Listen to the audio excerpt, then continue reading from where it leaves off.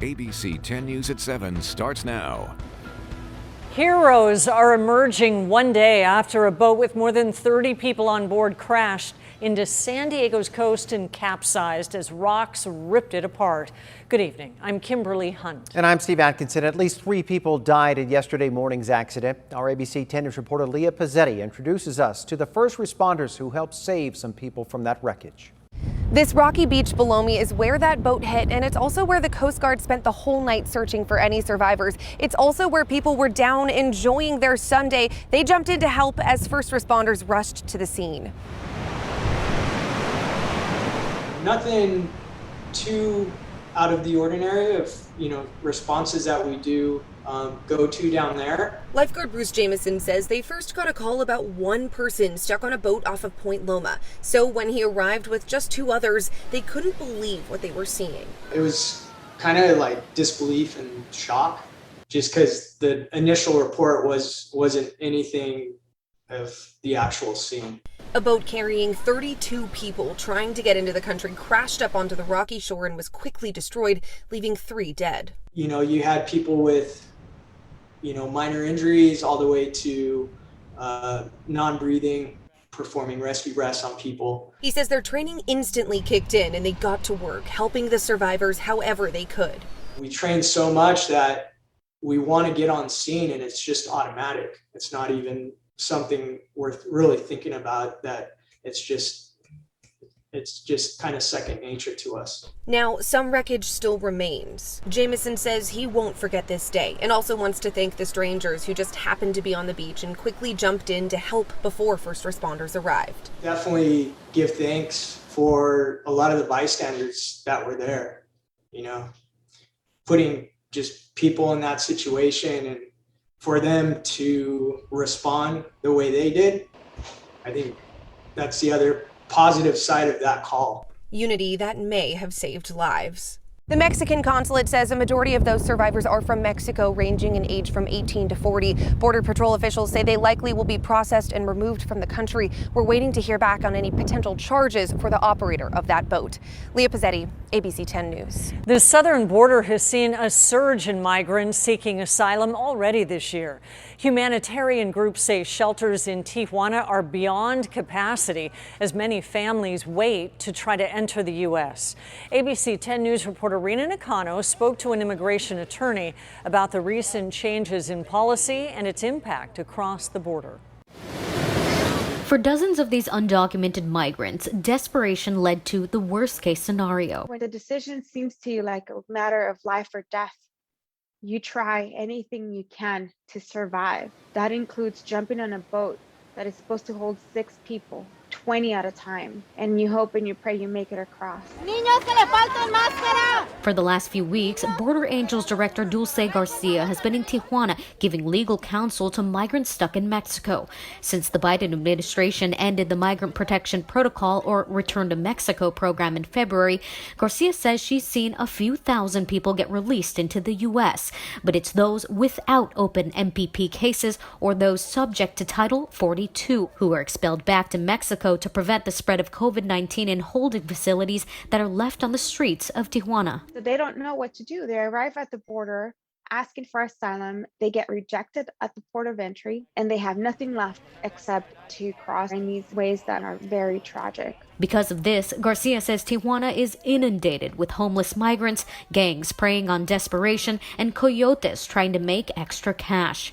The Biden administration was supposed to end Title 42 months ago, but has extended the Trump-era legislation citing public health concerns. Garcia and her organization are pleading to the administration to include asylum as an essential travel. If not, she fears more tragedies like this happening every day. Is there hope for the people who are still in Tijuana right now? That's all they have. Some of them have literally nothing, don't know where their next meal is going to come from. So that's all they have is hope. Rena Nakano, ABC 10 News. We shared the latest developments on the boat crash as they happen with the ABC 10 News app. We will continue to do so as we learn more, and you can find that for free in the App Store. And now we turn to that developing story of that bomb threat at a resort in Carlsbad. Police are still searching the Omni La Costa Resort and Spa for any possible threats. This is on Costa del Mar Road, east of El Camino Real. Multiple agencies are now working this incident, including a Marine K-9 unit and San Diego County Sheriffs. This all started around 2:20 this afternoon when police received a suspicious phone call. Authorities are asking the public to stay clear of the area as the investigation continues. A major cyber attack targeting Scripps Health over the weekend continues to disrupt patient access and care. This evening, its website is still down. Experts say these types of security breaches are becoming more widespread. And our Team 10 investigator, Melissa Masiha, takes an in-depth look. A cyber attack targeting Scripps Health. A statement from the healthcare system said Scripps experienced an information technology security incident late Saturday. Their information technology applications are offline. Scripps confirmed some patients' appointments are being affected. Team 10 also learned the attack affected their trauma units. Patients had to be diverted to other hospitals over the weekend. UC San Diego was one of them. This is a nightmare scenario for any hospital or health system. So we offered to help in any way we could. Dr. Longhurst said the hospital in Hillcrest took in patients that otherwise may have gone to Scripps. When it comes to the hospital system, does it work like mutual aid, like first responders? Yeah, absolutely. I mean, sometimes the public sees us as competitive, but honestly, we all went into healthcare to take great care of patients. Scripps has not said what kind of cyber attack this was, but cybersecurity expert Mike Hamilton said these types of breaches are not going anywhere. The most prevalent and pernicious threat right now is this thing called ransomware, right? Which is extortion. Right now, the average payout is something like $300,000. The top extortion demand right now is $50 million.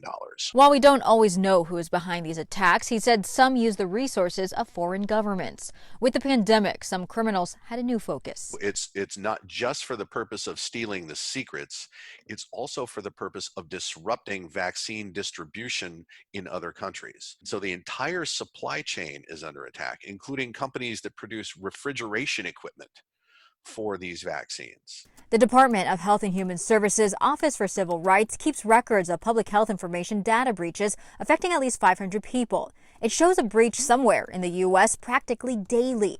In California, more than 20 cases are under investigation from just this year. We have to spend more of our resources, money, time, and people investing in hardening our cybersecurity infrastructure. It's absolutely necessary, but of course, we wish that we could spend those dollars in other ways on direct patient care, for example. Melissa Masiha, Team 10. Some patients' appointments are being rescheduled because of this attack. Scripps released an updated statement just this afternoon saying that they are working tirelessly to resolve issues related to the cyber attack.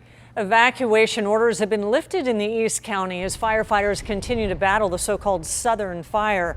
The fire broke out Saturday, forcing 500 residents from the Butterfield Ranch campground in Shelter Valley to be evacuated. More than 5,100 acres burned.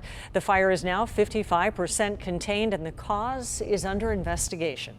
Turning now to coronavirus in San Diego County, there were 172 new cases reported today, more than 276,000 since the pandemic started. And there were no additional COVID-related deaths reported today. That is normal for a Monday. Herd immunity has been talked about a lot during the pandemic, especially since the COVID vaccine has been available. But now experts are saying, based on the latest trends, we may never reach that goal. Our ABC 10 News anchor Lindsay Pena spoke to a local doctor about what that means going forward. Herd immunity. We hear it a lot these days. Simply put, it happens when a large number of the population becomes immune to a disease. And there's a level at which we think that there's not enough people left for the virus to infect, and therefore the epidemic will be extinguished, essentially.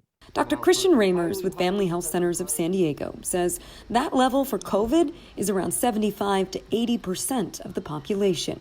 Here in San Diego and all over the country, we're nowhere close to that. We talk about 3.3 million people in San Diego County. We're at 32% fully vaccinated. So that's not even close to what we think of as a herd immunity of 75%.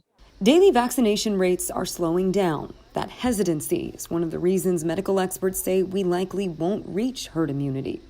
Dr. Raymer says the majority of COVID cases he sees now are in those who haven't been vaccinated. that's just a reality that if you choose not to be vaccinated, then you're basically putting yourself at risk of being one of those very few people that do get this infection going forward. He says that by vaccinating the elderly and higher risk people first, we've seen hospitalizations decrease and overall case numbers go down. He says things could improve even more as vaccines are approved for use in kids. Bottom line, the more people vaccinated, the better, even if we don't reach that magic number. It's not like you reach 75% and some switch goes off and then things stop. We've already seen the benefits of a high level of vaccination. Lindsay Pena, ABC 10 News. Dr. Ramírez could not say at this point whether he thinks we will have to get yearly COVID vaccines. So far, studies do show the immunity lasting at least 6 to 9 months.